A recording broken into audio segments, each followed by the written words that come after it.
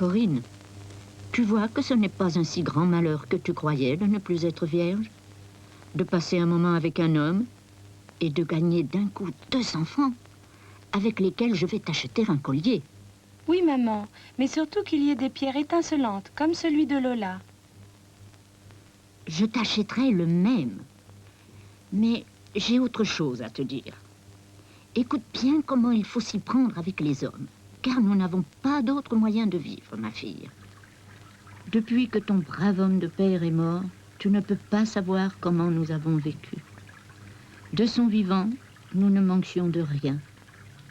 C'était un bon artisan qui avait l'estime de tous. Et aujourd'hui encore, tout le monde dit du bien de lui. Après sa mort, j'ai d'abord dû vendre ses outils, ce qui nous a fait vivre quelques mois. Ensuite, j'ai fait des ménages, de la couture, afin de gagner péniblement de quoi manger. Et je t'ai élevée, ma fille, comme mon unique espérance. Tu veux parler des 200 francs?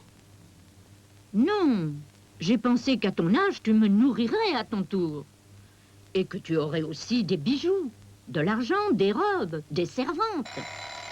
Mais comment, maman? Qu'est-ce que tu veux dire?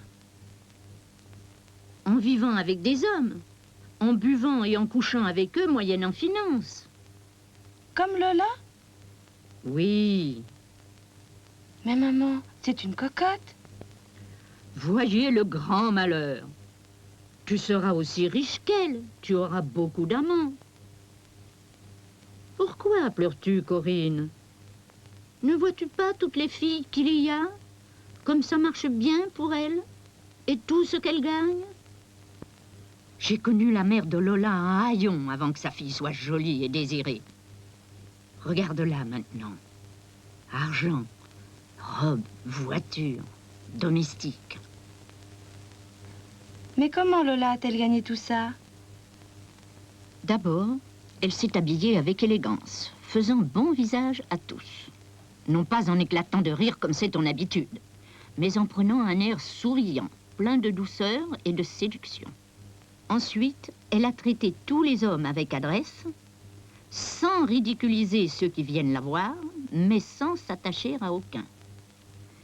Si on l'invite à dîner, au lieu de se saouler, ce que les hommes détestent, au lieu de se jeter sur les plats comme une malapprise, elle touche à tout du bout des lèvres, prend chaque bouchée en silence, sans se remplir les joues, boit doucement et par petites gorgées, jamais d'un seul trait. Même lorsqu'elle a soif, maman? Surtout lorsqu'elle a soif, Corinne. Et elle ne parle pas plus qu'il ne faut, ne se moque pas des autres, et ne regarde que celui qui la paie. Aussi, tout le monde l'aime.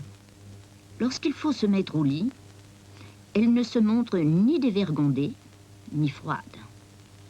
Elle ne s'occupe que de satisfaire son amant et de se l'attacher. C'est surtout ça qu'on apprécie en elle. Si tu retiens bien cette leçon, nous aussi nous serons heureuses, car tu es bien mieux qu'elle. Mais je n'en dis pas plus. Que la Sainte Vierge nous aide. Dis-moi, maman. Tous ceux qui nous donneront de l'argent ressembleront-ils à celui avec qui j'ai couché hier?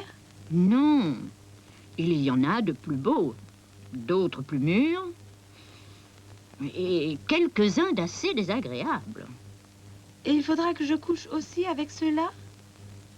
Surtout avec ceux-là, ma fille. Les beaux ne veulent payer que de leur beauté. Songe avant tout aux gros bénéfices.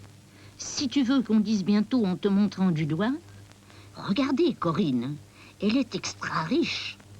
Et comme elle est généreuse avec sa mère. Qu'en dis-tu? Veux-tu faire comme Lola? Bien sûr, tu le feras. Et tu seras bientôt la reine de tes rivales. Bon, maintenant, va prendre un bain. Ton bonhomme m'a dit qu'il reviendrait ce soir.